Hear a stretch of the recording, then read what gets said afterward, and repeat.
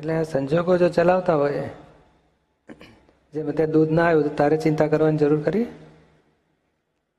તો ના, હું ચા પીતો નથી, હું અણદરીમાં જતો નથી ચા પીવા.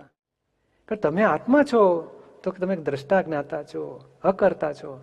આ સંયોગને ખસેડવાનો તમારી સત્તામાં નથી. એ સંયોગ વિયોગી સ્વભાવનો છે. તો તમારું શું કામ છે? તો કે રૂપેશને શું થાય છે જોયા કરો.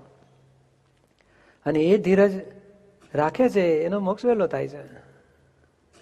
ધીરજ કોણ રાખવા દેતું નથી? પેલી બુદ્ધિ. નિશ્ચય કેમ કામ કરે છે?